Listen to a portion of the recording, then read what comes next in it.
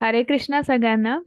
भगवद्गीता अध्ययनाचा आजचा आपला 15वा अध्याय पुरुषोत्तम योग, पुरुषोत्तम विभाग योग. पण अध्याय सुरू करण्यापूर्वी आपण श्री श्री रोजप्रमाणे प्रणाम मंत्र म्हणूया आणि अध्यायाला सुरुवात करूया. ओम नमो भगवते वासुदेवाय. ओम नमो भगवते वासुदेवाय. ओम नमो भगवते वासुदेवाय. गुरुर्ब्रह्मा गुरुर्विष्णू गुरुर्देवो महेश्वर. गुरु साक्षात परब्रह्म तस्मै श्री गुरवे नमः. ओम अज्ञानतिमिरान्धस्य ज्ञानाञ्जनशलाकया चक्षुरुन्मिलितं येन तस्मै श्री गुरवे नमः. नमः ओम विष्णुपादाय कृष्णपृष्ठाय भूतले श्रीमते भक्तिवेदांत स्वामी इति नामिने. नमस्ते सरस्वती देवे गौरवाणी प्रचारिणे निर्विशेष शून्यवादी पाश्चात्य देश तारिणे. जय श्री कृष्ण चैतन्य प्रभो नित्यानंद श्री अद्वैत गदाधर श्रीवासदि गौर भक्त वृंद. हरे कृष्णा हरे कृष्णा कृष्ण कृष्ण हरे हरे हरे राम राम राम हरे हरे. हरे कृष्णा कृष्ण कृष्ण हरे हरे हरे राम राम राम हरे हरे. हरे कृष्णा कृष्ण कृष्ण हरे हरे हरे राम राम राम हरे हरे. हरे कृष्णा कृष्ण कृष्ण हरे हरे हरे राम राम राम हरे हरे. हरे कृष्णा कृष्ण कृष्ण हरे हरे हरे राम राम राम हरे हरे. हरे कृष्ण माताजी. हरे कृष्णा माताजी. हरे कृष्णा सगळ्यांना. पुन्हा एकदा सगळ्यांचं खूप खूप स्वागत आहे. आजचा आपला 15वा अध्याय पुरुषोत्तम योग. पण आपण श्री श्री राधा गोविंद यांना रोजप्रमाणे साष्टांग वंदन करूया. आपले गुरु श्री श्रील प्रभुपाद यांनाही साष्टांग वंदन करूया. नामनिष्ठ दास प्रभू ज्यांच्यामुळे आपण ऑनलाईन भगवद्गीता शिकतो आहोत त्यांनाही साष्टांग वंदन करूया. आणि सगळ्यात शेवटी सर्व कृष्ण सेवकांना ज्यांच्यामुळे आपण ही भगवद्गीता उत्तम पद्धतीने कुठल्याही अडथळ्याशिवाय शिकतो आहोत. तर आता अध्याय सुरू करण्यापूर्वी किंवा आजचा आपल्या अध्यायाचं नाव आहे पुरुषोत्तम विभाग योग. त्याच्यामध्ये आजचा ऍक्च्युली आज आपला अधिक मास सुरू झालेला आहे, ज्याला पुरुषोत्तम मास असं सुद्धा म्हणतात. आणि योगायोगाने आजचा आपला हा 15वा अध्याय सुरू झालेला आहे किंवा आज आपण बघत आहोत. छान योगायोग आहे आज. तर आपण बघूया. आपण श्लोक पठण सुद्धा ऐकलेलं आहे. आज 15वा अध्याय आपल्या जवळजवळ सगळ्यांना माहिती असतो. म्हणजे बऱ्याच वेळा आपण तो बऱ्याच ठिकाणी म्हटला जातो किंवा बऱ्याच जणांचा पाठही असतो किंवा ते श्लोक बऱ्याच जणांना त्यातले माहिती आहेत 15व्या अध्यायामधले. तर त्याच्यात आपण बघूया. पण त्याच्या आधी आपण कालच्या अध्यायात काय बघितलं तर कोणी सांगू शकेल का? हरे कृष्ण. हा मैथिली माताजी. हरे कृष्णा. बोला. हरे कृष्ण माताजी. कालच्या अध्यायामध्ये आपण गुणत्रय विभाग योग बघितला. त्याच्यामध्ये त्रिगुण म्हणजे सत्व, रज आणि तमगुण हे म्हणजे मनुष्यामध्ये जसे प्रबळ असतात त्यावेळेस त्याची लक्षणं काय असतात, कशी असतात. म्हणजे एखादा गुण जेव्हा जास्त प्रबळ असतो तेव्हा माणसाची लक्षणं कशी असतात. आणि मग ह्याच्यामुळे म्हणजे पुढे पण काय होतं किंवा म्हणजे एखादा सत्वगुण असेल तर त्यामध्ये जेव्हा मृत्यू होतो तेव्हा काय होतं हे अशा प्रकारे आपण बघितलं बऱ्यापैकी ह्याच्यामध्ये. हरे कृष्ण ओके. माताजी. हरे कृष्णा. खूप छान. विलियम प्रभूजींनी पण खूप छान उत्तर दिलेलं आहे चॅट बॉक्स मध्ये, की कालचा आपला गुणत्रय विभाग योग होता. त्रिगुणामयी माया म्हणजे आपण 3 गुणांमध्ये 3 गुण अगदी जे आपण पहिल्यापासून ऐकत होतो बघत होतो, तर काल त्या अध्यायामध्ये भगवंतांनी खूप विस्तृतपणे 3 गुण काय आहेत आणि त्या 3 गुणांमुळे आपला आत्मा कसा बद्ध आत्मा झालेला आहे किंवा आपला आत्मा आणि तो बद्ध आत्मा आपल्याला मुक्त कसा करायचा. तर त्यासाठी पण भगवंतांनी लगेच उपाय पण सांगितला, की आपण कसे अडकले आहोत ते पण सांगितलं आणि त्याच्यातून बाहेर कसा पडायचा त्याचा लगेच उपाय पण भगवंतांनी कालच्या अध्यायात सांगितला. मग 3 गुण जे आहेत सत्व, रज, तमगुण. आपण पृथ्वी लोकावर आहोत, मृत्यू लोकावर आहोत, तर साधारण रजोगुणाचा प्रभाव पडाव जास्त आहे. पण आपल्याला आपल्यातला सात्विक गुण शुद्ध आपल्याला किंवा सत्वगुण आपल्याला वाढीस लावायचा आहे किंवा त्यासाठी आपल्याला नामजप जे आहे ती मदत करणार आहे की आपल्यातला सात्विक गुण आपल्याला वाढीस लागू शकेल. त्याच्यानंतर आपल्यातला रजस आणि तमस गुण, तर प्रत्येक गुणाचं वैशिष्ट्य आणि मग सत्वगुण जे असतात शुद्ध तर ते अत्यंत निर्मळ विचारांनी शुद्ध किंवा त्यांचा शास्त्रांवर विश्वास आहे, अध्यात्मावर विश्वास आहे आणि भगवंताची भक्ती करण्यामध्ये लीन आहेत किंवा त्यांच्याबद्दल जाणून घेण्यामध्ये त्यांना जिज्ञासा आहे आणि त्याच्यासाठी ते कायमच प्रयत्नशील असतात, उत्साही असतात, आनंदी असतात. रजोगुणी व्यक्ती कसे असतात की सतत बिझी, कामासाठी काम म्हणजे काय तर आपल्यातल्या ज्या आकांक्षा आहेत, इच्छा आहेत, मनोकामना आहेत, कामवासना आहेत, तर त्या पूर्ण करण्यासाठी अजून हवंय याच्यासाठी सतत स्वतःला बिझी ठेवायचा, प्रयत्नशील राहायचं. त्यासाठी अर्थार्जनासाठी दिवसभर 24/7 आपण ऑफिसमध्ये बिझी, पार्ट टाइम जॉब करू, हे करू, ते करू. सतत म्हणजे आपल्या ज्या इच्छा, आकांक्षा, मनोकामना पूर्ण करण्यासाठी सतत जो बिझी ठेवणारा जो गुण आहे तो आहे रजोगुण. आणि तिसरा आपण पाहिला तमोगुण. तमोगुणामध्ये आपण काय पाहिलं की त्याच्यामध्ये अ, तमोगुणाचा हा अज्ञानातून निर्माण झालेला गुण आहे आणि त्याच्यामध्ये निद्रा, आळशीपणा, निष्क्रियता हे जे आहेत ही सगळी तमोगुणाची लक्षणं आहेत. ज्याच्यामध्ये भगवंतावर, अध्यात्मावर जराही विश्वास नाही, शास्त्रांवर जराही विश्वास नाही. रजोगुणामध्ये आपण ॲटलिस्ट आपण देवदेवतांची, भगवंताची भक्ती करतो, पूजा करतो, आपल्या स्वतःच्या इच्छेसाठी करतो, स्वार्थासाठी करतो. पण तमोगुणामध्ये आपण त्याच्या भगवंताला हात जोडणं सुद्धा कठीण आहे, की विश्वासच नाही तर हात कुठून जोडणार? मग बाकीच्या गोष्टी तर बाजूलाच राहिल्या. तर हे असे 3 वेगवेगळे प्रकार आहेत आणि हे 3 गुण प्रत्येकामध्ये आहेत. तुमच्यात आहेत, माझ्यात आहे, आपल्या सगळ्यांमध्ये आहेत. त्याचा कमी जास्त पडाव हा प्रत्येकामध्ये असतो आणि मग ह्या 3 गुणांवर नियंत्रण ठेवता येतं का? तर भगवंत म्हणतात, हो, ह्या 3 गुणांवर आपल्याला नियंत्रण ठेवता येतं. त्याला गुणातीत असं म्हणतात आणि मग ते गुणातीत कसे असतात, त्याची लक्षणं काय आहेत, हे कुठेतरी आपण कालच्या अध्यायात पाहिलं. म्हणजे आपण कसं त्या 3 गुणात अडकलो हेही सांगतायत भगवंत आणि मग गुणातीत होऊन आपण त्या 3 गुणांमधून कसं बाहेर पडू शकतो, हेही लगेच त्याच्यावर उपाय कालच्या अध्यायात भगवंतांनी सांगून टाकला. आता आपला आजचा अध्याय आपण काय बघणार आहोत बघूया. आजचा आपल्या अध्यायामध्ये आपल्याला बघायचं आहे की हे जे भौतिक जग आहे त्याच्यामध्ये आपण अलिप्तता कशी मिळवू शकतो किंवा कसं अलिप्त होऊ शकतो.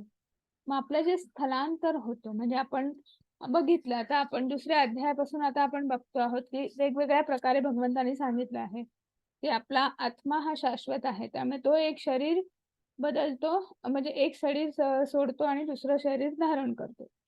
स्थलांतर. मग ते कसं होतं ते आपण जरा बघूया. कृष्ण हा आपण नेहमी म्हणतो पालन करता आहे. आपल्या सगळ्यांचा पालन करता आहे म्हणजे नेमकं काय करतो तो हे आजच्या अध्यायात बघायचं आहे आणि वेदांत सूत्रांचा सारांश. पुन्हा आजच्या अध्यायामध्ये भगवंत संबंध, अभ्युदय, प्रयोजन हे वेगळ्या पद्धतीने अजून मांडता आहेत. तर बघूया आपण पुढे जाऊया. हरे कृष्ण माताजी. हरे कृष्ण माताजी. श्रीभगवानुवाच ऊर्ध्वमूलमधः शाखम् अश्वत्थं प्राहुरव्ययम् छन्दांसि यस्य पर्णानि यस्तं वेद स वेदवित्. हरि हरे हरे कृष्ण. कृष्ण. हे वाचू का मॅडम ते हा, खालचं? हो वाचा वाचा वाचा. हरे श्री भगवान म्हणाले, असा एक शाश्वत वटवृक्ष आहे ज्याचे मूळ वर आहे आणि शाखा खाली आहेत आणि पाने वैदिक मंत्र आहेत. जो या वृक्षाला जाणतो तो वेदांना जाणतो. जय श्रीकृष्ण. हरे कृष्ण. हरे. हा, आणि माताजी हेही वाचा. या वृक्षांच्या त्रिगुणांनी पोषण केलेल्या शाखा खाली आणि वर पसरलेल्या आहेत. याच्या डहाळ्या म्हणजे इंद्रिय विषय आहेत. या वृक्षांची मुळे खाली पसरलेली आहेत आणि ती मानव समाजाच्या सकाम कर्माशी बांधली गेली आहेत. हरे हरे कृष्ण. कृष्ण. आता आपल्याला हा श्लोक तर ऑलमोस्ट सगळ्यांना माहिती आहे किंवा पाठ आहे. ऊर्ध्वमूलम अधःशाखम, म्हणजे इथे भगवंत आता आपले हे जे भौतिक जग आहे किंवा भौतिक सृष्टी जी आहे ती एका प्रतिबिंबासारखी आहे आणि आपल्या ह्या आध्यात्मिक जग जे आहे त्याच्या प्रतिबिंबासारखी आहे. आणि हा एक त्याची उपमा एका वटवृक्षासारखी केलेली आहे. मग आता आपल्याला झाड माहितीये, झाड कसं असतं की जमिनीच्या खाली मुळं असतात. म्हणजे एखादं बी आपण रुजतो, पेरतो आणि मग ते झाड हळूहळू वर जातं आणि मग त्याला फुलं फळं वगैरे लागतात. म्हणजे ते झाड जमिनीच्या वर जातं आणि त्याची मुळं खाली असतात. आता आपल्या ब्रह्मांडाची निर्मिती, सृष्टीची निर्मिती कशी झाली की जे महाविष्णू जे होते त्यांचा विस्तार होता की त्यांच्या आधी श्वासोश्वासातून ब्रह्मांड निर्माण झालं. अशी अनेक ब्रह्मांड निर्माण झाली. तर प्रत्येक ब्रह्मांडामध्ये खाली महाविष्णूंचाच विस्तार जो आहे, गर्भोदक्षाय विष्णू, तर ते त्या ब्रह्मांडामध्ये स्थित आहेत आणि त्या ब्रह्मांडाचं आपण एक प्रकारे म्हणू शकतो पालन करतायत, देखभाल करतायत असं म्हणू शकतो. आणि मग त्यांच्या नाभी कमलातून ब्रह्मदेवांची निर्मिती होते. मग ब्रह्मदेवापासून संपूर्ण सृष्टीच्या विस्ताराची जबाबदारी आहे किंवा विस्तार होतो आहे. मग आता ब्रह्मदेव म्हणजे एक प्रकारे त्या झाडाचं मूळ आहे. आता मूळ वर आहे आणि सृष्टी खाली आहे, म्हणून ऊर्ध्वमूलम अधःशाखम, की ज्याचं मूळ वर आहे. जनरली काय असतं, जमिनीच्या खाली मुळं असतात आणि मग वर झाड वाढतं. इथं कसं आहे, इथे ब्रह्मलोक वर आहे आणि मग त्याचा विस्तार खाली झालेला आहे. आणि याला, ह्या सृष्टीला, ह्या विस्ताराला, ह्या भौतिक जगाला एका वटवृक्षाची उपमा दिलेली आहे. आणि म्हणून इथं म्हणतायत की ऊर्ध्वमूलम अधःशाखम. आणि मग आता हे जे झाड वाढलेलं आहे, हे मूळ वर आहे, ब्रह्मदेवापासून निर्मिती झालेली आहे. मग त्या झाडावर अनेक जसे अप्पर प्लॅनेट्स, लोअर प्लॅनेट्स असं सगळं आहे की नाही. मग तशा पद्धतीने जशा फांद्या आहेत, म्हणजे मुळापाशी आहेत किंवा काय, तर ते सगळे आहेत आपले वरचे ग्रह, वरच्या स्तरावरचे ग्रह. मग तिथे स्वर्गलोक असेल, महरलोक, तपलोक. मग जरा मधल्या फांदीवर आहे आपलं भुवरलोक किंवा मृत्यूलोक. आणि अजून खाली खाली खाली जसं आपण जाऊ तसं तसं काय आहे की पाताळ लोक, अताळ, विताळ, सुताळ जे आहेत की नाही, ते सगळे लोअर प्लॅनेट्स. मग आता हे जे ह्या झाडांना पानं पण आहेत. मग हे जे पानं किंवा ही झाडांची जी पानं जी आहेत, मग झाडांची पानं काय करतात आपल्याला माहिती आहे. मग तसंच ही जी सृष्टी जी आहे हिचं पालन पोषण, झाडांची पानं काय करतात की सूर्यप्रकाशामधून क्लोरोफिल म्हणजे प्रकाश संश्लेषणाची क्रिया आपल्याला याच्यात माहिती असेल, आपण विज्ञानामध्ये आपण शिकलो असू की आणि यांच्यामध्ये एक हे असतं, हरित द्रव्य असतं आणि मग त्याचं ते हे होणं म्हणजे त्याच्यापासून आपल्या झाडांचं पालन पोषण होत असतं. बरोबर. तसं हे जे शास्त्र जे आहेत, आपले हे जे वेद मंत्र जे आहेत, वेद जे आहेत, तर त्यांनी वेदांमध्ये जे सांगितलेलं आहे, जे तत्वज्ञान आहे, जे ज्ञान आहे, आणि त्याच्यापासून आपली ही सृष्टी जी आहे ही सुरळीत, त्याच्यात काही नियम जे काही असतील तर त्या पद्धतीने आपली ही सृष्टी सुरळीत पद्धतीने सुरू आहे. हो की नाही, त्या वेदांमध्ये जे काही सांगितलेलं आहे त्याबद्दल. तर म्हणजे जणू त्या सृष्टीरूपी वटवृक्षाचं पालन पोषण हे वेद करत आहेत असं आपण म्हणू शकतो.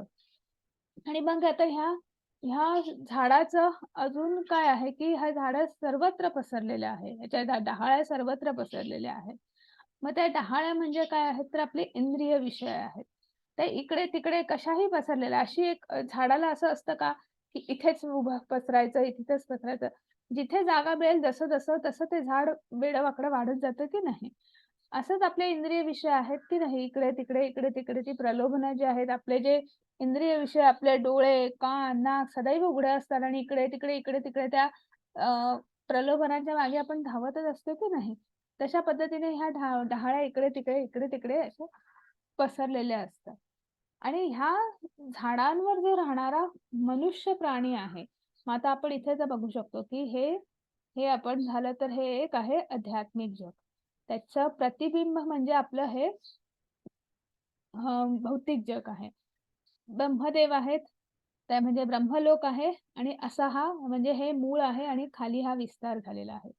मग हे जे वरचे जे झाडं आहेत ते म्हणजे वरच्या ज्या डहाळ्या किंवा फांद्या ज्या आहेत ते म्हणजे आपले स्वर्गलोक, महरलोक, तपलोक तर हे सगळे आपले अप्पर प्लॅनेट्स आहेत. आपण इथं कुठेतरी मध्ये आहोत, भुवरलोक, आणि खाली म्हणजे अजून वर हे सगळं काय आहे तर हे अताळ, विताळ, सुताळ म्हणजे पाताळ म्हणजे आपलं लोअर प्लॅनेट्स. मग जेव्हा आपण आपल्या आणि ही पानं म्हणजे हे वैदिक मंत्र आहे आणि ह्या डहाळ्या जसे आहे तसे इंद्रिय विषय आहेत.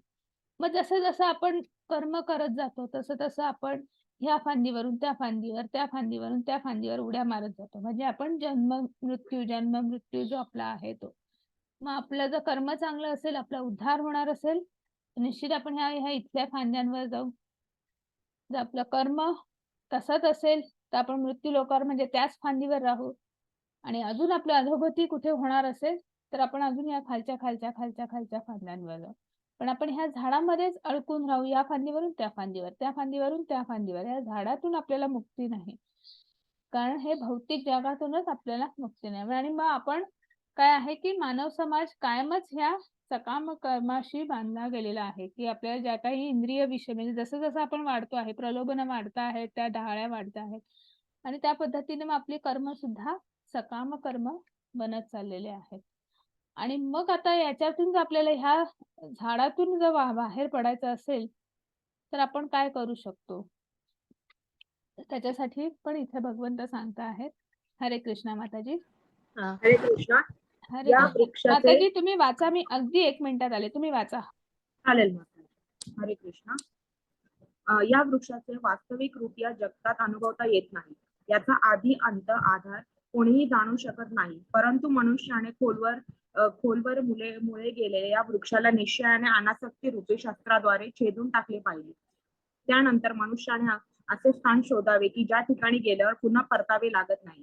ज्या परमपुरुषाकडून अनादी काळापासून सर्व गोष्टींचा प्रारंभ आणि विस्तार झाला आहे, त्या परमपुरुषाला त्या ठिकाणी शरण गेले पाहिजे. हरे कृष्ण.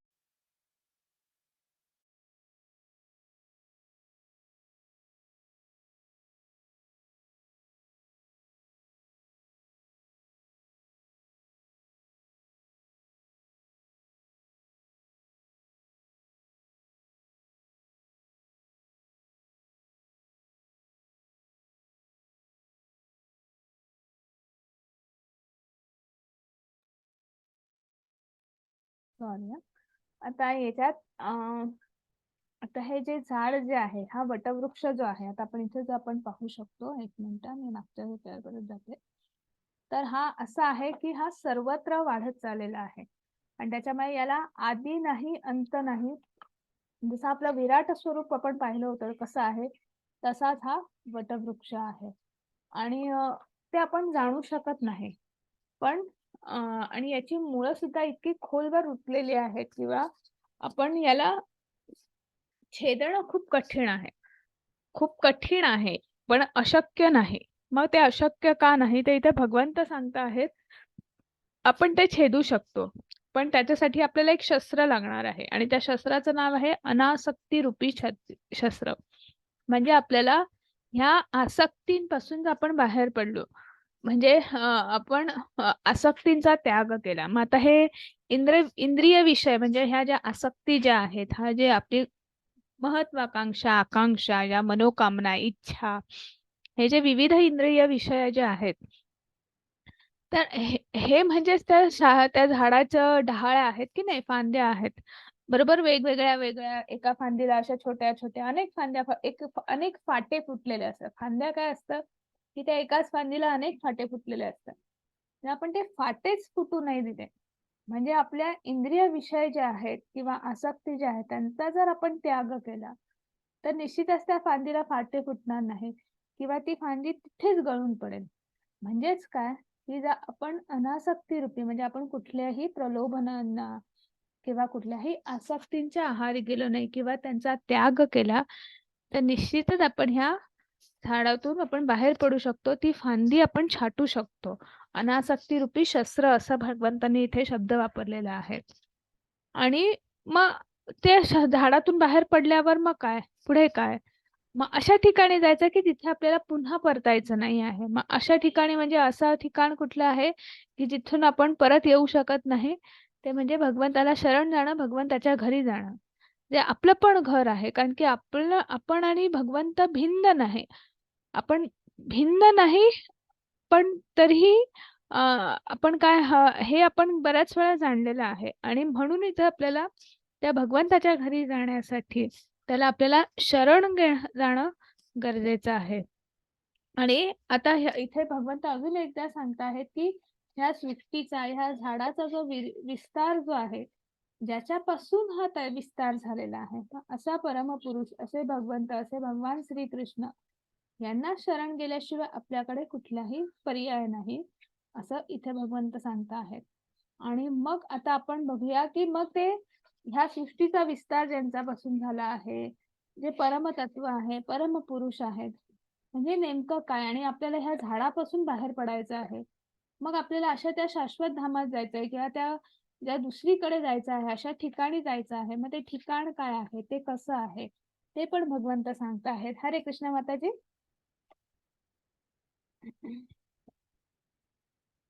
हरे कृष्णा माताजी आहेत का? वृषाली माताजी हो आहे. आहे. वृषाली माताजी.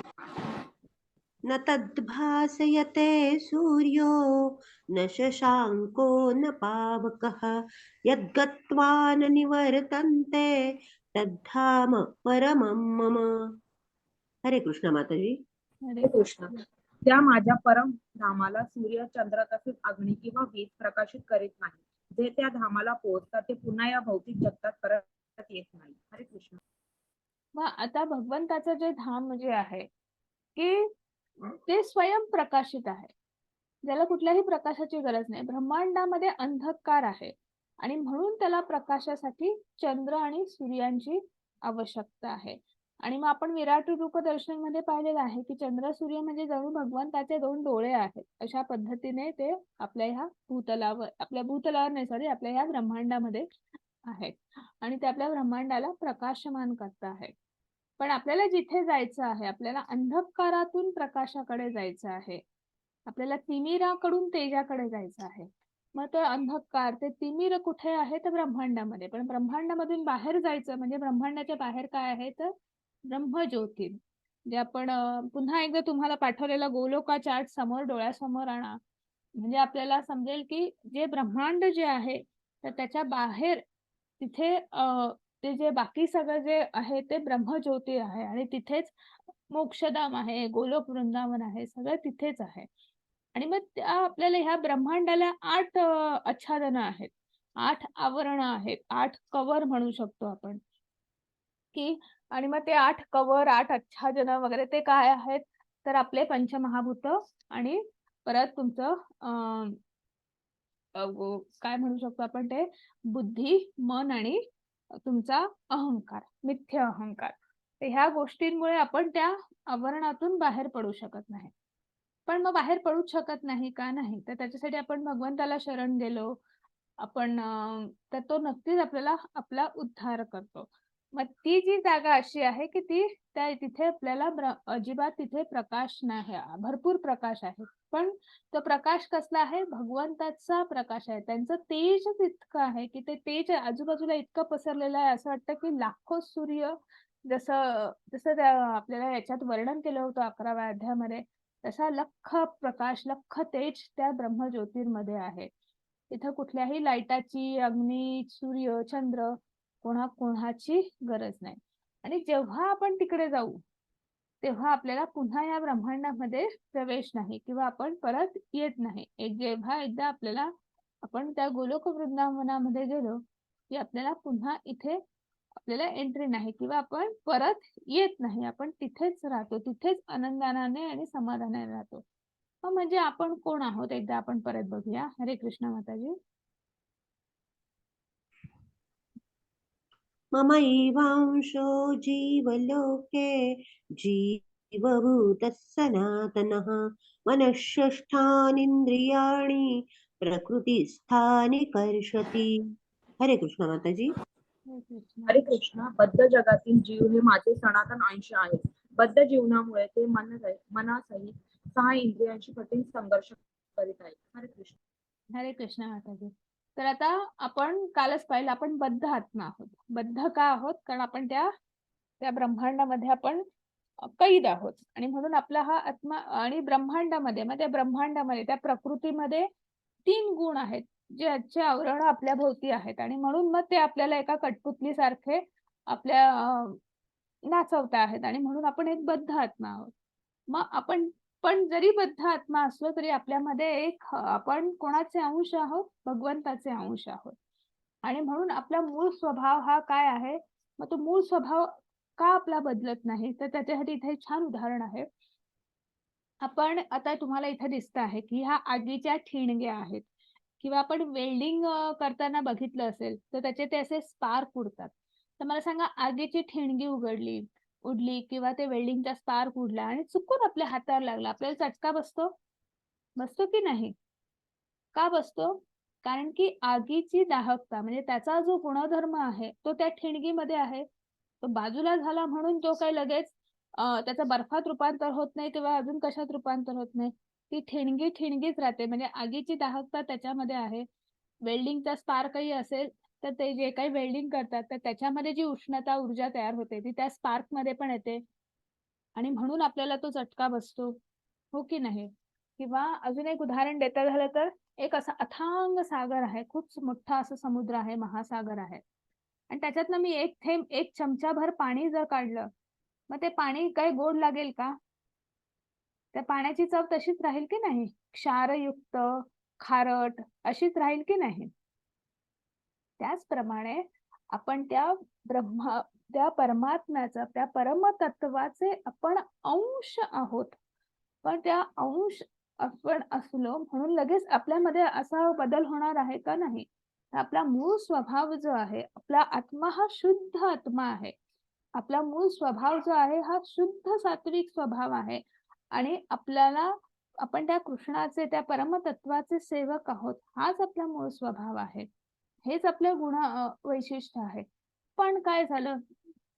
पण आपण ह्या प्रकृतीमध्ये आलो, ह्या ब्रह्मांडामध्ये आलो.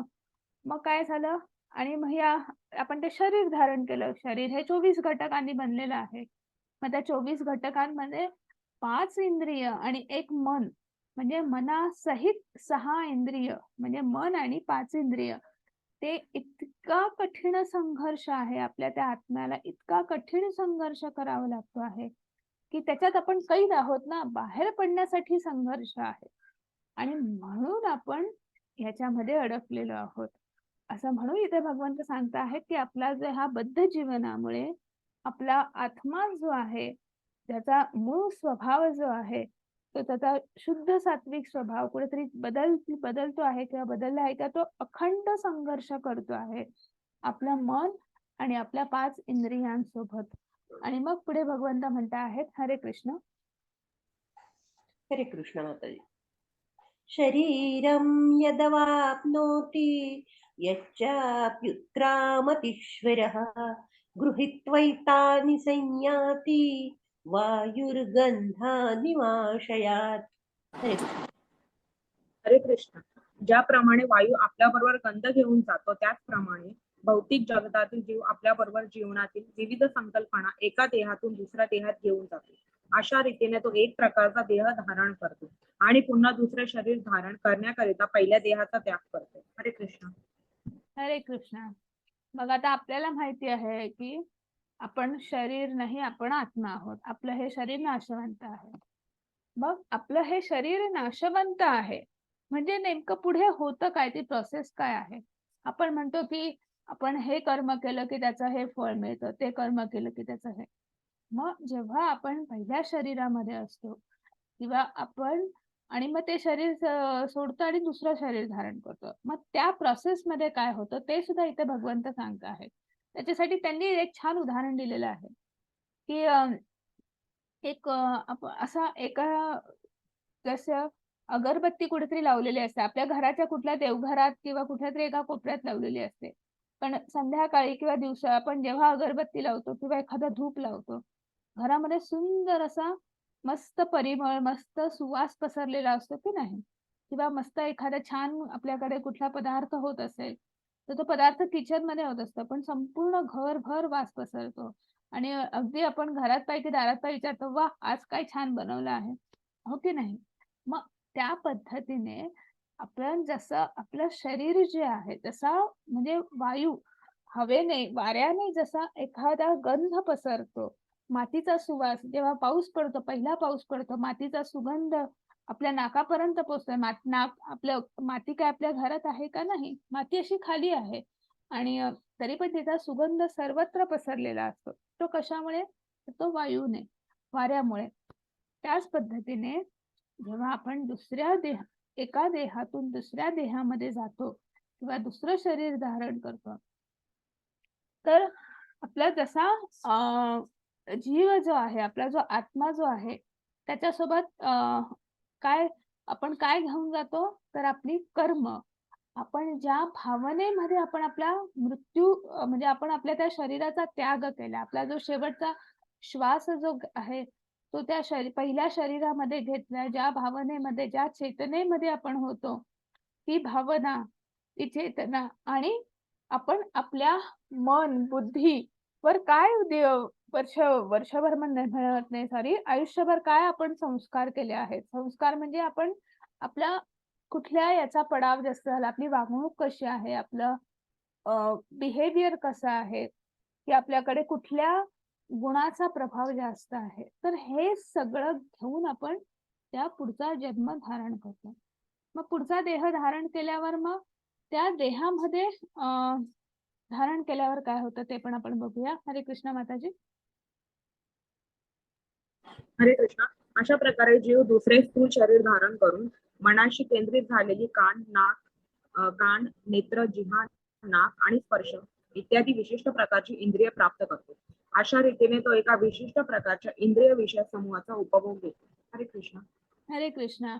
मग आता जसं आपण पहिलं शरीर धारण सोडून दुसरं शरीर धारण केलं आहे, पण आपल्याला जर दुसरं शरीर जर मनुष्याचंच मिळालं तर ठीक आहे. म्हणजे आपल्यामध्ये साधारण त्याच स्वभावाचं किंवा त्याच आचरणाचं आपलं पुढचा जन्म किंवा आपण ते किंवा जी इच्छा तिथे अपूर्ण राहिली आहे, ज्या सकाम इच्छेने, सकाम भावनेने आपण ते शरीराचा त्याग केलेला आहे, तर त्या पद्धतीची आवड, निवड आपल्यामध्ये पुढच्या जन्मामध्ये निर्माण होते. पण आपल्याला मनुष्य जन्म नाही मिळाला. मांजरीचा, कुत्र्याचा, अजून कुठला जन्म मिळाला, कुठल्या प्राण्याचा जन्म मिळाला. तर तो तो कसा ठरतो, की आपली कुठली चेतना जास्त प्रभावी होती, कुठलं इंद्रिय जास्त कार्यरत होतं किंवा कुठलं इंद्रिय म्हणण्यापेक्षा कुठला इंद्रिय विषय आपल्यामध्ये जास्त आपल्याला त्याची इच्छा, आकांक्षा होती आणि मग त्या पद्धतीने पुढचा जेव्हा जन्म मिळताना की कुठल्या प्राण्याचा तो इंद्रिय सबळ आहे, प्रबळ आहे, तर ते आपल्याला तो जन्म मिळतो. आणि मग आपण जेव्हा त्यामुळे तो आत्मा जो आहे जेव्हा पहिलं शरीरचा त्याग करून दुसऱ्या शरीरामध्ये जातो, तेव्हा त्या शरीरामध्ये त्या शरीराचे काय गुणविशेष आहेत किंवा गुणधर्म आहेत किंवा त्या शरीराचे काय कुठले इंद्रिय प्रभावी प्रबळ आहेत तर त्यांचा तो उपभोग घेतो. मनुष्य जन्म असेल तर पाचही इंद्रिय कार्यरत आहेत, त्यामुळे तो पाचही इंद्रियांचा उपभोग घेतो. पण तेच जर आपण कुठल्या प्राण्याचा पक्षाचा जर आपल्याला जन्म मिळाला तर त्या पक्षाचं त्या प्राण्याचा कुठला जो इंद्रिय कार्यरत किंवा प्रभावी आहे तो त्या इंद्रिय समूहाचा उपभोग घेत असतो.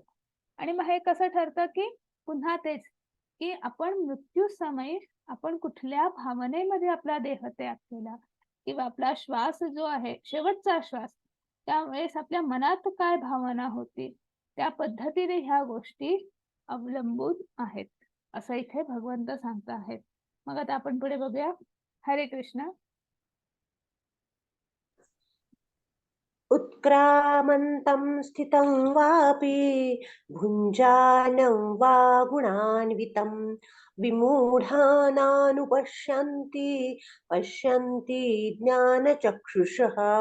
हरे कृष्ण माताजी. हरे कृष्ण. हरे कृष्ण. जीव आपल्या देहाचा त्याग कसा करतो तसेच प्राकृतिक गुणांच्या प्रभावामुळे तो कोणत्या प्रकारच्या देहाचा उपभोग घेतो हे मूर्ख लोक जाणू शकत नाही, परंतु ज्याला ज्ञान चक्षु आहे तो हे सर्व पाहू शकतो. हरे कृष्ण. हरे कृष्ण. मग आता हे जे मी सांगितलं की देहाचं स्थलांतर मग तो आत्मा काय घेऊन जातो काय नाही कशी आपली जी कर्म जी आहेत ती घेऊन जातो हे सगळं आपण पाहिलं. पण हे आपल्याला दिसतं का? नाही. आपल्या सामान्य डोळ्यांना दिसतंय का की चला अरे याचा मृत्यू झाला तो बघा आत्मा हे सगळं घेऊन चालला आहे पुढच्या देहाचं. आपल्याला हे काही कळत नाही काही दिसत नाही. पण हे कोणाला दिसतं किंवा कोणाला दिसू शकतं तर ज्यांच्याकडे ज्ञानचक्षु आहेत त्यांना हे समजू शकतं की आपल्या आत्म्याचा प्रवास ते मार्क करू शकतात किंवा ते बघू शकतात. त्याच्यासाठी आपल्याला इथे एक छान उदाहरण आहे. तुम्हाला शेजारच्या चित्रात दिसतंय 2 चित्र आहेत. त्यातलं जे वरचं चित्र आहे तर वरच्या चित्रामध्ये तो एक मालक आहे आणि तो त्या बोनेट उघडून बसलेला आहे. आता काय झालंय मी सांगते. आता जो जो त्या गाडीचा ओनर आहे तो मस्त गाडीत बसला, गाडी चालवायला लागला आणि सुसाट गाडी पळत होती आणि मध्येच रस्त्यात गाडी बंद पडली. मग तो आपल्या गाडीतनं उतरला, काहीतरी ते बोनेट उघडून बघतो आहे. हा सीन आहे. पण त्याला काही कळत नाही आहे. मग त्याने गॅरेजमध्ये फोन केला. गॅरेजमध्ये फोन केला तर तिकडनं एक मेकॅनिक आला. त्या मेकॅनिककडे साधी सायकल पण नाही हो, सर्वसाधारण आहे. पण तो मेकॅनिक आहे, इंजिनियर आहे, त्यातला तज्ञ आहे, त्याला समजतं आहे. म्हणून त्याने आल्या आल्या बघितलं की गाडी गरम झाली आहे म्हणून बंद पडली आहे का अजून काही दुसरा फॉल्ट आहे म्हणून बंद पडली. त्याने सगळं बघितलं, चेक केलं, काय बरोबर दुरुस्त करायचं ते केलं आणि त्याच्यानंतर त्याने गाडी स्टार्ट केली. आता इथे काय झालं आहे की तो जो मालक जो आहे त्याच्याकडे अमाप पैसा आहे, एक नाही हजारो गाड्या घेऊ शकतो. पण त्या गाडी साधी बंद पडली तर ती कशी चालू करायची हे त्याच्याकडे ज्ञान नाही आहे. पण तेच हा मालक जो सॉरी हा जो मेकॅनिक जो आहे हा याच्याकडे सायकल पण नाही आहे. पण त्याच्याकडे त्याला माहिती आहे की ती गाडी बंद पडली, मग ती 1 लाखाची गाडी असो, 10 लाखाची असो की 40 लाखाची असो, गाडी बंद कशामुळे पडली किंवा त्याचं टेक्निक काय आणि काय केल्यामुळे ती गाडी चालू होईल, स्टार्ट होईल हे त्याला माहिती आहे. असंच इथे भगवंत सांगत आहेत की जो आध्यात्मिक प्रकृती गुणांमध्ये प्रभावी आहे किंवा हळूहळू आध्यात्मिक प्रगल्भता वाढलेली आहे, ज्यांना आत्मसाक्षात्कार झालेला आहे, असे ज्यांच्याकडे ज्ञानचक्षु आहे, तर अशा पद्धतीचे लोक जे आहेत ते हे सगळं पाहू शकतात. जसं त्यांना समजतं की गाडी बघता क्षणी समजतं काय झालं आहे गाडीमध्ये आणि मग तेच तेवढं ते काहीतरी करतात आणि ती गाडी चालू करतात. तसंच इथे त्या ज्यांच्याकडे ज्ञानचक्षु आहेत तर ते त्या क्षणी येतात आणि मग त्या आपल्याकडे अशा पद्धतीने ते त्यांना सगळं समजतं आहे की देहाचा आपल्या त्याग केल्यानंतर म्हणजे स्वतःच्याच असं नाही तर आपल्या आजूबाजूचे सुद्धा जे आहेत की त्यांचा आत्म्याचा प्रवास किंवा त्यांचा देह त्याग झाल्यानंतर पुढचा देह किंवा त्यांच्या म्हणजे त्यांच्या आत्म्याचा किंवा अजून आजूबाजूच्या लोकांच्या आत्म्याचा त्यांना प्रवास ते बघू शकता आहेत, ते जाणू शकता आहेत. आता आपण पुढे बघूया. मग असे कोण आहेत ते पण आपण बघूया. हरे कृष्ण माताजी. हरे कृष्ण. प्रयत्न करणारे आत्मसाक्षात्कारी योगीजन हे सर्व स्पष्टपणे पाहू शकतात, परंतु ज्याचे मन अविकसित आहे आणि ज्यांना आत्मसाक्षात्कार झालेला नाही ते प्रयत्न करूनही काय घडत आहे हे जाणू शकत नाही. 15.12 अखिल जगताचा अंधकार नाहीसे करणारे सूर्याचे तेज माझ्यापासून उत्सर्जित होते आणि चंद्राचे व अग्नीचेही तेज माझ्यापासूनच उत्सर्जित होते. हरे कृष्ण. हरे कृष्ण. मग असे जे योगीजन आहेत म्हणजे ते कोण आहेत? ते महात्मा, गुरुपदावर, संत पदावर जे आहेत, की ज्यांचं मन विकसित झालेलं आहे, मनाची प्रगल्भता आहे आणि मन विकसित झालं आहे, मनाची प्रगल्भता आहे. त्यामुळे त्या मनामध्ये दडलेला, मनात नाही, त्या आपल्या आतमध्ये दडलेला जो परमात्मा आहे त्याचा त्यांना साक्षात्कार झालेला आहे आणि त्यामुळे त्यांना हे जाणू शकतं. पण ज्यांचं मन विकसित नाही आहे म्हणजे आपल्यासारखे जे सामान्य लोक आहेत, की ते हे जाणू शकत नाही, की तुम्ही किती प्रयत्न करा, काही करा, तुम्हाला तुम्ही ते जाणू शकत नाही, असं इथे भगवंत सांगत आहेत. मग ह्या संपूर्ण जगाचा अंधकार नाहीसं करणारं, आता आपल्याला माहितीये की ब्रह्मांडामध्ये जे अंधकार आहे, मग त्या अंधकारावर प्रकाश आणण्याचं काम कोण करतं? तर सूर्य करतो, चंद्र करतो. मग चंद्र आणि सूर्याचा जो प्रकाश आहे किंवा कुठे आपण जर आग लावली किंवा शेकोटी लावली तर ती कशी आग तयार होते आणि त्याचा पण एक त्याचं ते तेज जे असतं, दिव्याचं तेज कसं असतं तसं. तर अशा पद्धतीने तर हे सगळं जे आहे हे भगवंताचीच शक्ती आहे किंवा भगवंतापासूनच उत्सर्जित झालेलं आहे, असं कुठेतरी भगवंत सांगत आहेत.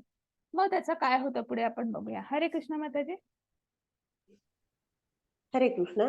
गामाविश्य च भूतानि धारयाम्यहमोजसा पुष्णामि चौषधिः सर्वः सोमो भूत्वा रसात्मकः. हरे कृष्ण. हरे कृष्ण. हरे कृष्ण. मी प्रत्येक ग्रह लोकात प्रवेश करतो आणि माझ्या शक्तीद्वारे ते आपल्या कक्षेत स्थिर राहतात. मीच चंद्र होऊन सर्व वनस्पतींना जीवन रसाचा पुरवठा करतो. हरे कृष्ण. हरे कृष्ण. मग आता आपल्याला माहिती आहे की सूर्याचा प्रखर प्रकाश किंवा चंद्राचा शीतल प्रकाश तर हा भगवंतापासूनच उत्सर्जित होतो, म्हणजे भगवंतांचीच ती शक्ती आहे, अंतरंग शक्ती, त्यांचाच तो विस्तार आहे. तर तिथेही भगवंतच आहेत, त्यांचीच शक्ती आहे, त्यांचीच प्रेरणा आहे. मग आता ह्या प्रत्येक ग्रह लोकांमध्ये भगवंत प्रवेश करत आहे आणि म्हणून ते आपण त्या कक्षेमध्ये स्थिर राहत आहे. आपण 7व्या अध्यायामध्ये आपण पाहिलं होतं की मोत्यांची माळ, मोत्यांची माळ. मग ती मोत्यांच्या माळ असे छान मोती असे छान सजलेले आहेत. मग ते कोणी घातले की त्याच्या गळ्याभोवती किंवा आपण ती माळ भगवंताला जरी घातली तरी ती शोभून दिसते. पण ते मणी, ती माळ का तयार झाली? ते एकसंध का आहे? कारण त्याच्यामध्ये एक धागा आहे, एक दोरा आहे. तो आपल्याला डोळ्याला दिसतो का? नाही. आपल्याला फक्त डोळ्यांना ते मोठे मोठे असे ते मोती छान डिझाईन केलेले असे छान असे दिसतात.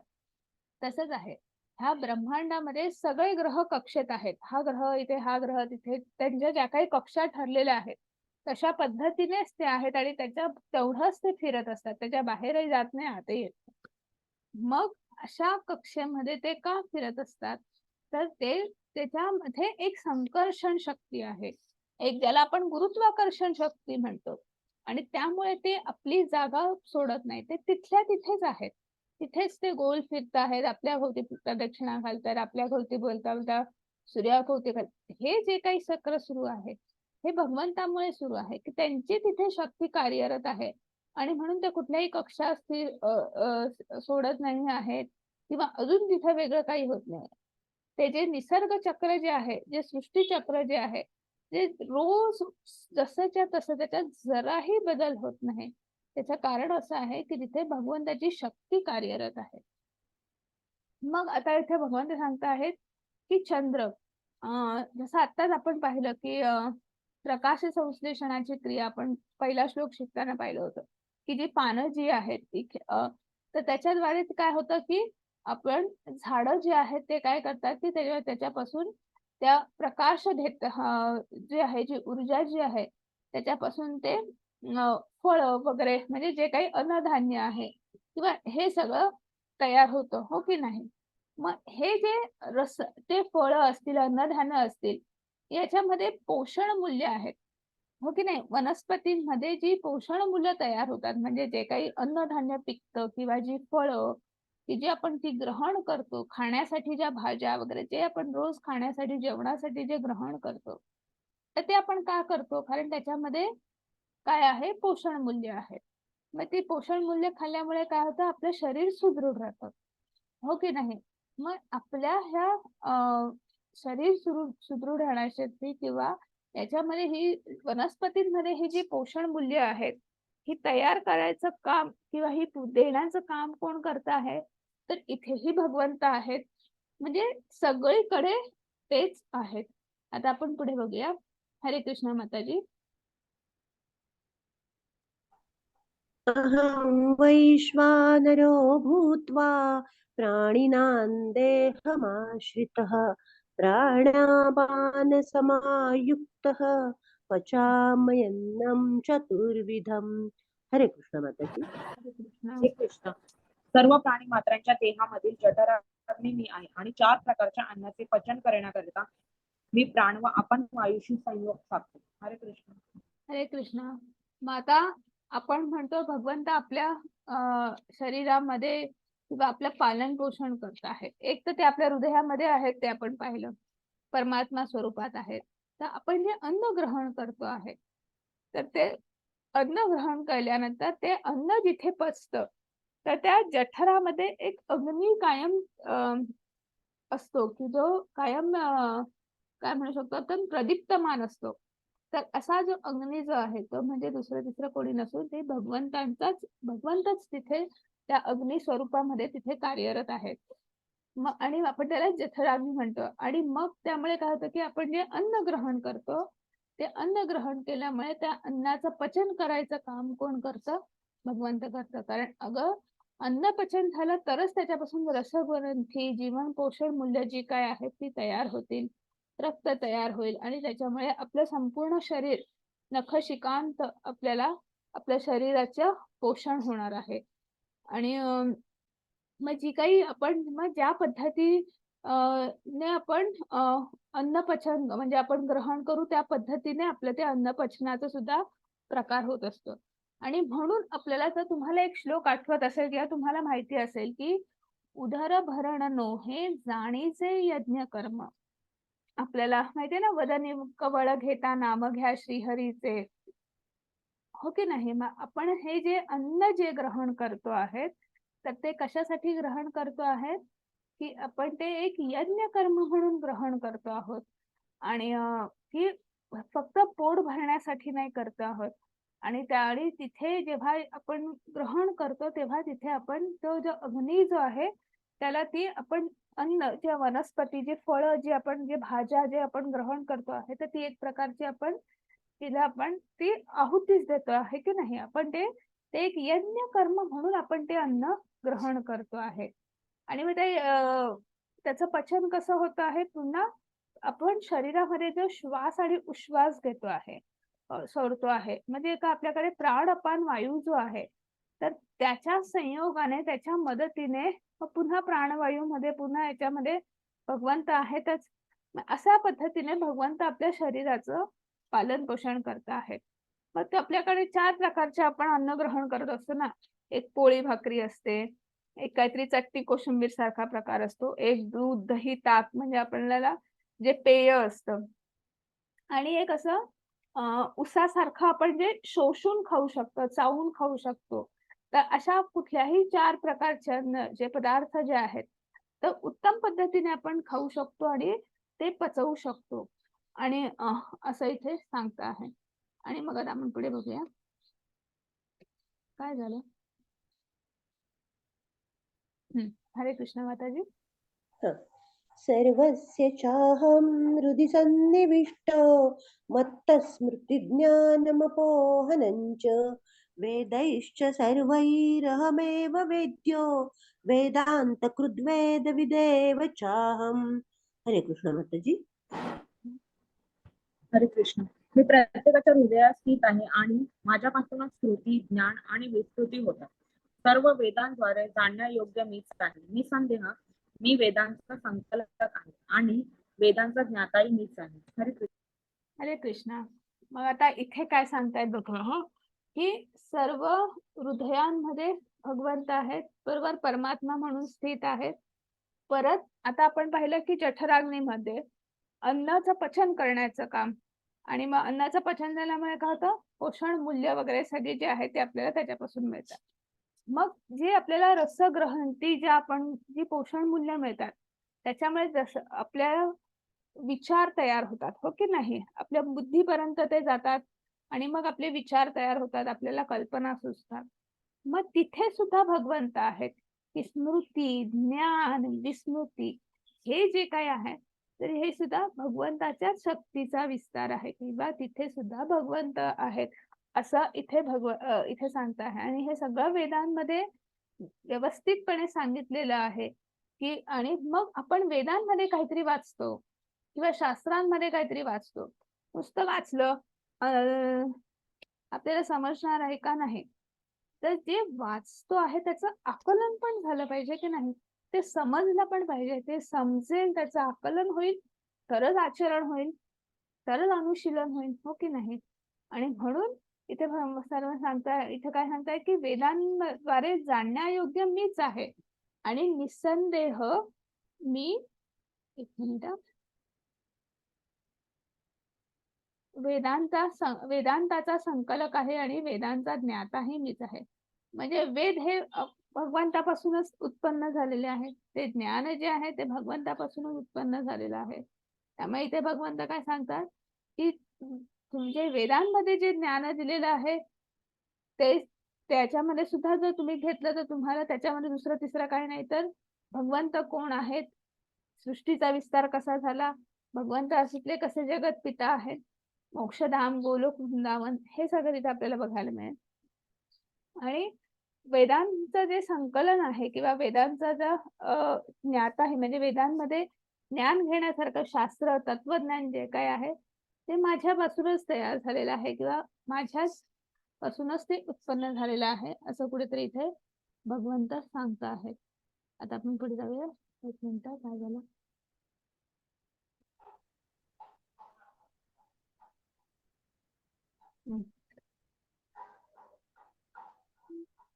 हरे कृष्ण माताजी. हरे कृष्णा.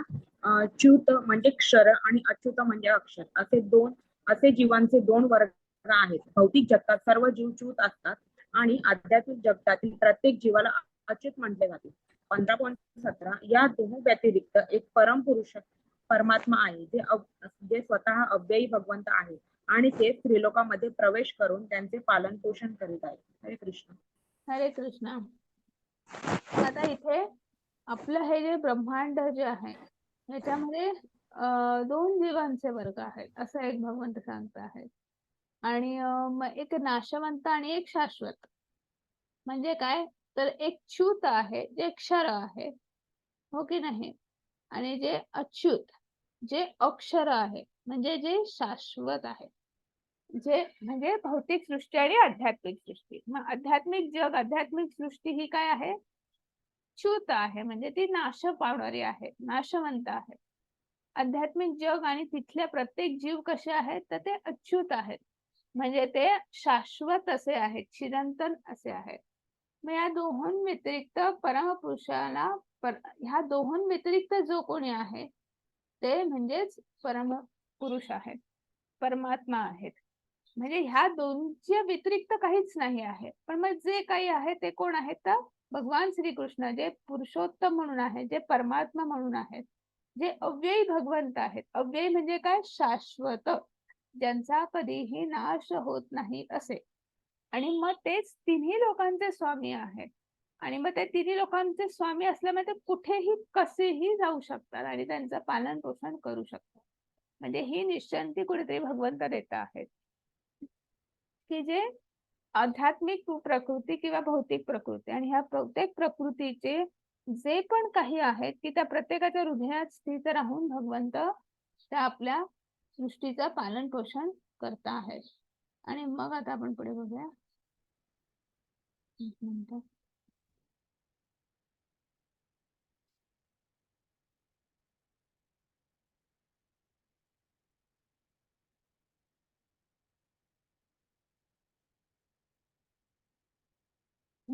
हरे कृष्ण माताजी. हरे कृष्ण. यस्माक्षरमतीतोऽहम् अक्षरादपि चोत्तमः अतोऽस्मि लोके वेदे च प्रतितः पुरुषोत्तमः. हरे कृष्ण माताजी. हरे कृष्ण. हरे कृष्ण. मी च्युत आणि अच्युत यांच्याही अति दिव्य आणि सर्वश्रेष्ठ असल्यामुळे जगतामध्ये तसेच वेदांमध्ये पुरुषोत्तम म्हणून प्रसिद्ध आहे. माताजी मला इंटरनेट प्रॉब्लेम होईल हो हो, हरकत नाही, हरकत नाही. पण श्लोक पूर्ण ऐकू आला आम्हाला, म्हणजे अर्थ पूर्ण ऐकू आला. ठीक आहे, चालेल माताजी. थोडा इंटरनेट पाऊस आहे त्यामुळे कदाचित असेल. ओके. हरे कृष्ण. हरे कृष्ण. मग आता इथे काय सांगत आहेत की जे क्षर अक्षर किंवा अच्युत अच्युत जे आहेत, तर ह्या ज्या सगळ्या प्रकृती आहेत, तर ह्या दोन्ही प्रकृतींपेक्षा श्रेष्ठ असं काही आहे, उत्तम असं काही आहे. आणि ते दुसरं तिसरं असं काही नसून जे दिव्य आहे, जे श्रेष्ठ आहे, जे उत्तम जे आहे ते काय आहे, तर पुरुषोत्तम भगवान. आणि त्यांना पुरुषोत्तम हे कोणी म्हटलेलं आहे, तर वेदांमध्ये त्यांना पुरुषोत्तम असं म्हटलेलं आहे, असं संबोधलेलं आहे. आणि म्हणून उत्तम असा पुरुषोत्तम असं ह्या भगवंता प्रसिद्ध झालेले आहेत. आता इथे आपल्याकडे एक ब्रह्मविमोह, एक भगवंताची लीला, आपल्याला ही गोष्ट सगळ्यांना माहिती आहे. इथल्या शेजारच्या चित्रात आहे बघा. एकदा गोकुळामध्ये भगवंत आपल्या सगळ्या सवंगड्यांसह, म्हणजे तो रोजचा कार्यक्रम होता. सकाळ झाली, आपलं सगळं न्याहारी वगैरे सगळं झालं की सगळ्या गायींना गोळा करायचं, प्रत्येकाच्या घरातल्या त्यांच्या घरात ते जे काही असतील त्या गायींबरोबर गुराखी म्हणा किंवा ते गायी गोपालन करणारे, ते सगळे त्यांना रानावनात घेऊन जायचे, गायी चरायच्या तिथे. आणि मग संध्याकाळ झाली की त्याच गायींना सगळ्यांना घेऊन परत आपल्या घरी जायचं, गोठ्यात बांधून. मग परत हीच दिनचर्या, हाच कार्यक्रम. एकदा असंच झालं, ते त्यांच्या सवंगड्यांसकट रानात गेले.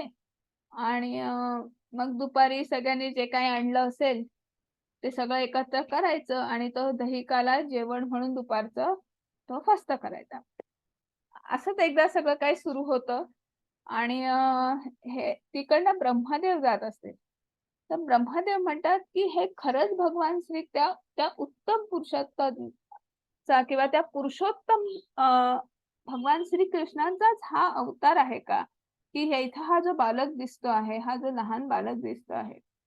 म्हणून ते म्हणाले की चला आपण त्या परीक्षा घेऊया. मग ते काय करतात की एकदा संध्याकाळ झालेली असते आणि मग ते म्हणतात की चला आता घरी जायची वेळ झाली, तर आपल्या गायींना घेऊन या, आपण निघू. म्हणून मग ते त्या मित्रांमधले 2 जण जातात गायींना आणायला. तर जातात तर बघतात काय गायी गायब. तर तसेच धावत धावत घाबरून येतात, कृष्णा कृष्णा काय झालं, आपल्या गायीच नाहीये तिथे. मग ते बाकीचे म्हणतात असं कसं असेल, बघा तिकडेच शोधा, चला आपण पण येतो. मग ते सगळे गेले, सगळेच गायब. आतापर्यंत गायी गायब होत्या, आता ते सवंगडी पण गायब झाले. कृष्णा पण इकडे तिकडे बघू लागला, इथे गायी पण गायब आहेत. मग थोडा वेळ झाला आहे, ते आले नाहीत. मग तो बघू लागला तर आपले मित्रही नाही, गायी नाही, सगळंच नाही, सगळंच गायब आहे.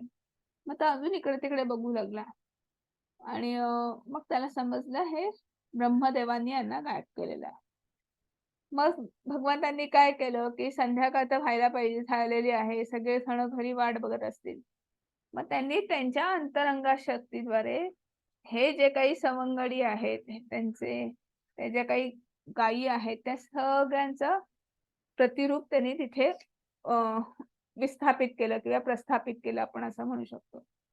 आणि मग त्यांना घेऊन ते घरी गेले आणि मग परत उद्या असं ते असं जवळजवळ वर्ष लोटलं.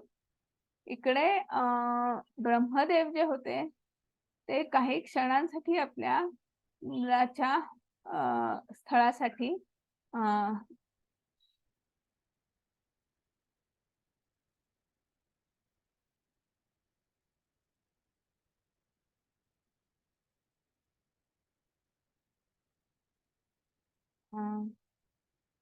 हरे कृष्ण. इथे ब्रह्मदेव जे आहेत ते आपल्या ब्रह्मलोकामध्ये त्या सगळ्या मुलांना आणि त्या गायींना घेऊन गेले. आणि मग ते आपल्या जेव्हा ब्रह्मलोकात आपल्या घरी म्हणा किंवा त्या स्थळी घेऊन गेले आणि मग ते परत येऊन बघतात तर इथे सगळे आपले त्याच गायी तेच सगळे मुलं जे आहेत ते तिकडे आपले वाट बघता म्हणजे आपल्या आपल्या घरी आहेत. मग परत सकाळी उठून रानात येतात. म्हणजे त्यांची ती दिनचर्या स्फूर्त आहे. मग ब्रह्मदेवांना जरा आश्चर्य वाटलं. असं कसं मी तर यांना माझ्या घरी घेऊन गेलो आहे. मग घरी घेऊन गेल्यानंतर मग असं कसं झालं? मग इथं कसे? मग त्यांनी जरा ध्यान लावलं. मग ध्यान लावल्यानंतर त्यांना दिसलं, की हे प्रत्येक मुलामध्ये म्हणजे ते जे काही गोपी आहेत किंवा त्या ज्या गायी आहेत ते दुसरं तिसरं कोणी नसून त्या भगवंताचाच विस्तार आहे किंवा तिथे भगवंतच त्यांनी त्यांचं रूप घेतलेलं आहे. मग ते परत तिथे त्यांना ते भगवंताला शरण आले, की नाही हे भगवंतच आहेत. हे पुरुषोत्तम भगवानच आहेत आणि यांची आपण काही परीक्षा वगैरे घेऊ शकत नाही. तरी यांनी ते खरंच इथे पृथ्वी तलावर, भूतलावर अवतीर्ण झाले आहेत आणि मग ते त्यांच्या अ, अ, ब्रह्मलोकात जातात आणि ते जे काही गोपी आणि गायी त्यांना घेऊन गेलेले असतात, तर ते परत गोकुळात घेऊन येतात. पण ब्रह्मदेव घेऊन गेले, परत आले. त्यांच्यासाठी तो 1 मिनिटाचा कालावधी होता. पण पृथ्वी तलावर आपल्या ह्या पृथ्वी तलावर तो 1 वर्षाचा कालावधी होता. आणि म्हणून 1 वर्षामध्ये ह्या संपूर्ण 1 वर्ष त्या गोकुळमध्ये भगवंतांनी ती सगळी रूपं जी आहेत, त्या गोपींची असतील, त्या अ, गायींची असतील, तर ते रूप घेऊन ते त्या गोकुळामध्ये वावरत होते. आणि म्हणून भगवंतांना पुरुषोत्तम भगवान किंवा असं म्हणतात, की ते कुठेही कसेही अवतीर्ण होऊ शकतात. आणि म्हणून अगदी सर्वच देव-देवता सुद्धा त्यांची त्याच ह्याच्यामध्ये पूजा करतात, त्यांची आराधना करतात. अगदी भगवान शिवशंकर असतील, ब्रह्मदेव असतील, सर्व प्रतिदेवता. आणि आता आपण पुढे बघूया. हरे कृष्ण माताजी. हरे कृष्ण. यो मामेवमसम्मूढो जानाति पुरुषोत्तमं स सर्वविद् भजति मां सर्वभावेन भारत. हरे कृष्ण माताजी. हरे कृष्ण. हरे कृष्ण. जो मला संशयरहित होऊन पुरुषोत्तम भगवान म्हणून जाणतो तो सर्वज्ञ होय. म्हणून हे भारता तो माझ्या भक्तीमध्ये पूर्णपणे संलग्न होतो. हरे कृष्ण. हरे कृष्ण. मग आता भगवंत सांगत आहेत, की जो हे जाणतो किंवा ज्याला हे माहिती आहे, त्याच्यामध्ये मनामध्ये कुठलाही विकल्प नाही, कुठलाही संशय नाही, शंका नाही, किंतु नाही, परंतु नाही. आणि असा जो आहे तो माझ्या भक्तीमध्ये संपूर्णपणे संलग्न होतो, असं कुठेतरी भगवंत म्हणत आहे. मग इथे पुन्हा वेदांत सूत्र आपण म्हणू शकतो, की इथे भगवंत कोण आहेत? म्हणजे सॉरी आपण एक श्लोक आता आपण पाहिला होता, की याच्यामध्ये भगवंत हे जी संपूर्ण सृष्टी जी आहे ही ह्या सृष्टीमध्ये भगवंत आहे ते त्रिलोकांमध्ये परमात्मा म्हणून प्रवेश करतात आणि संपूर्ण मग तिन्ही लोकांमध्ये ते त्या सृष्टीचं पालन पोषण करतात. ठीक आहे, हा झाला संबंध. मग प्रयोजन काय, की एक सेकंड की ह्या संपूर्ण सृष्टीमध्ये तिन्ही लोकांमध्ये भगवंत कोण आहेत, तर ते पुरुषोत्तम म्हणून आहेत. हा कुठेतरी अभ्युदय झाला, की आणि म्हणून आपण त्यांचे आणि आपण त्यांचे भक्त आहोत. आणि म्हणून मग इथे आपलं काय, की असा जो आहे किंवा हे जो जाणतो, जो भगवंताच्या भक्तीशी संलग्न होतो किंवा भगवंताशी संलग्न होतो, म्हणजे हा परत कुठेतरी आपला भगवंताशी झालेला संबंध झाला. आणि म्हणजे संबंध अभिदय प्रयोजन म्हणजे आपलं प्रयोजन काय, की आपल्याला भगवंताची कुठल्याही परिस्थितीमध्ये तुम्हाला नामजप करायचे आहे, सेवा करायची आहे, भक्ती करायची आहे. भक्ती नुसतीच करायची आहे का? नाही. मनोभावे दृढ, मनात कुठलाही विकल्प नाही, शंका नाही, किंतु नाही, परंतु नाही, काही नाही. संपूर्ण विश्वास ठेवून आणि जसं जसं नामजप वाढेल तसा तसा विश्वास वाढेल. जसा जसा विश्वास वाढेल त्या विश्वासाचं रूपांतर भावभक्ती आणि त्या भावभक्तीचं रूपांतर प्रेमभक्ती. प्रेमभक्ती म्हणजे दुसरं काही नसून अनन्य भक्तियोग आहे. पण हे सगळं केव्हा शक्य आहे, जेव्हा आपण नामजप करू. नामजपानेच आपले विकल्प, जरी मनात विकल्प आले, शंका आले, कुशंका, शंका येतच राहणार. मग नामजप उलट अशा वेळेस अजून जास्त वाढवायचा, की तो नामजपच त्या शंका, कुशंकाचं, त्या विकल्पाचं निराकरण करेल आणि तो भक्तीमध्ये संलग्न होईल. आणि मग पुढे आता आपण बघूया, हा शेवटचा श्लोक आहे. हरे कृष्ण माताजी. हरे कृष्ण. हे निष्पाप अर्जुना, हा वैदिक शास्त्रांचा परमगुह्य गाभा आहे आणि तो आता मी तुला प्रकट केला आहे. जो कोणी हे जाणेल तो बुद्धिमान होतो आणि त्याच्या प्रयत्नाद्वारे सिद्ध होतो. हरे कृष्ण. हरे कृष्णा. मग पुन्हा एक भगवंत म्हणतात की पुन्हा मी हे शास्त्रांचं हे जे परमगुह्य असं ज्ञान जे आहे, आज मी पुन्हा एका नव्या रूपात, नव्या स्वरूपात तुझ्या पुढे प्रकट केलेला आहे. आणि जो हे कोणी जाणतो तो प्रयत्नांद्वारे, नामजपाद्वारे, अभ्यासाद्वारे, अभ्यास आहे, स्वराव आहे, प्रयत्न आहेत. म्हणजे काय, तर नामजप करणं, भगवंताची सेवा करणं. तर हे सगळं जे आहे, भगवंतावर विश्वास असणं, भगवंताला शरण जाणं, तर हे सगळं जे काय आहे, तर हे कशामुळे शक्य आहे, की आपण त्या भगवंतापर्यंत निश्चित पोहोचू शकतो. मग तुम्ही काहीही करा, कुठल्याही म्हणजे इथे भगवंत पुन्हा असंच सांगत आहे, की 15व्या अध्यायामध्ये आपल्याला पुन्हा एकदा भगवंतांनी सांगून दिलं, की मी कसा चराचरात बसलेला आहे. मग आतापर्यंत आपण भक्ती योगामध्ये काय पाहत होतो? भक्ती योगामध्ये आपण पाहिलं, की ह्या सृष्टीमध्ये चराचरात भगवंत वसलेला आहे आणि त्या सृष्टीचं निर्मिती कशी झाली, त्याचं पालन पोषण कसं झालं, हे कुठेतरी आपण पाहिलं. 15व्या अध्यायात काय पाहिलं? 15व्या अध्यायामध्ये आपलं हे जे शरीर जे आहे, किंवा ज्ञान योगामध्ये थोडक्यात, की आपल्या शरीराची ओळख करून दिली. आपलं शरीर एका बंधनामध्ये अडकलेलं आहे, ज्याला बद्ध आत्मा म्हणतो. मग ते 3 गुणांचं बंधन काय आहे त्याची ओळख करून दिली. मग त्या शरीराचं पालन पोषण भगवंत कसं करतात, तर हे 15व्या अध्यायात आज भगवंतांनी सांगितलं, की मग ह्या सृष्टीपासून, ह्या भौतिक जगापासून तर आपल्याला अलिप्त व्हायचं असेल, तर आपल्याला अनासक्त व्हायचं आहे, असं कुठेतरी सांगता आहेत. आणि नुसता जेव्हा अनासक्त होऊ, तेव्हाच आपण आपल्या मन, बुद्धी वर आपण काहीतरी संस्कार करू शकू, काहीतरी आपण उत्तम असे कर्म करू शकू, की जेणेकरून तेच आपण एखाद्या आपल्या जेव्हा शरीराचं स्थलांतर होणार आहे, आत्म्याचं स्थलांतर होणार आहे, तेव्हा आपण त्या चांगल्या गोष्टी किंवा आपल्यातला वाढीस लागलेला सात्विक गुण जो आहे, सात्विक प्रभाव जो आहे, तो आपण पुढच्या जन्मात नक्कीच घेऊन जाऊ शकू. आणि मग आपण हे जे शरीर धारण करतो आहे, तर त्याची देखभाल, ते सुदृढ पण राहिलं पाहिजे. आणि म्हणून त्याच्यासाठी आपल्याला आपण जे काही अन्न ग्रहण करणार आहोत, तर त्या अन्न ग्रहणामध्ये जे करतो, तर त्याच्यामध्ये जी पोषण मूल्य असतात, ती पोषण मूल्य कोण तयार करतं? भगवंतापासून, म्हणजे भगवंताच्या शक्तीपासून, की जी चंद्राचा जो प्रकाश जो आहे, तो भगवंतामुळे उत्सर्जित होत असतो, तर त्याच्यापासून तयार होत असतात. मग ते ग्रहण केलं, खाण्याचं काम आपण केलं, कर्म आपण केलं, पण ते पचवण्याचं कामामध्ये तिथे पुन्हा भगवंत आहेत. मग ते अन्न पचवण्याच्या इथे सुद्धा जठराग्नीमध्ये, अग्नीच्या रूपामध्ये, त्या अग्नीच्या तेजामध्ये भगवंत आहेत. आपण ग्रहण केलेल्या अन्नाचं तिथे पचन होतं आहे. म्हणजे अन्नाचं पचन झाल्यानंतर, आणि ते कशाच्या मदतीने होतं आहे? पुन्हा प्राण अपान या वायूमुळे, म्हणजे जे आपण श्वास घेतो आहोत, श्वास सोडतो आहोत, वारा पुन्हा भगवंताचाच विस्तार आहे.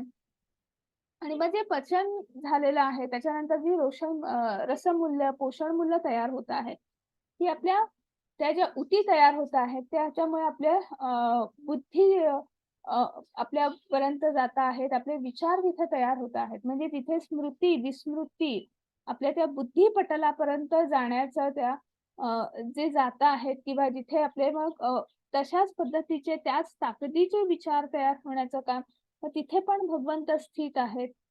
म्हणजे की परमात्मा म्हणून आपल्या शरीराची देखभाल करण्यामध्ये सर्वत्र भगवंत स्थित आहेत आणि ते देखभाल करत आहेत. आणि मग सगळ्यात शेवटी पुन्हा भगवंतांनी तेच सांगितलं, की वेदांत सूत्रांचा सारांश म्हणजे हे गुह्यतम ज्ञान आहे, की तुम्ही माझे शाश्वत असे अंश आहात. तुमची पालन पोषण करण्याची जबाबदारी माझी आहे. आणि तुम्हाला जर अं, काय म्हणू शकतो, मोक्ष हवा असेल, ह्या ह्या ह्या झाडापासून मुक्त हवा असेल, ह्या वटवृक्षापासून मुक्ती हवी असेल, ह्या ब्रह्मांडापासून मुक्ती हवी असेल, तर मला शरण या आणि माझ्या भक्तीशी संलग्न व्हा, माझ्याशी संलग्न व्हा. तर तुम्हाला निश्चितच तुम्हाला मोक्ष प्राप्ती मिळेल आणि ह्यात कुठलीही शंका नाही, असं कुठेतरी आजच्या अध्यायामध्ये भगवंतांनी पुन्हा अर्जुनाला सांगितलेलं आहे. आणि इथेच आपला 15वा अध्याय संपतो. हरे कृष्ण सगळ्यांना.